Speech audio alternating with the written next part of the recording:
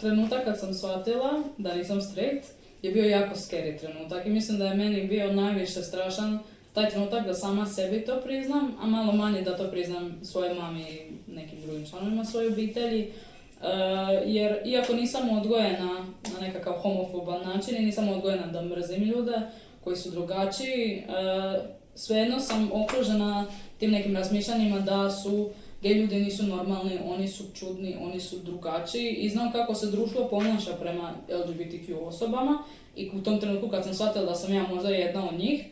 mi je to bilo jako strašno, jer ja nisam htjela prolaziti kroz tu stigmu, a i na neki način mi je to bilo internalizirano. Joj, to znači da ja nisam normalno, nešto nije u redu sa mnom i to je zapravo bilo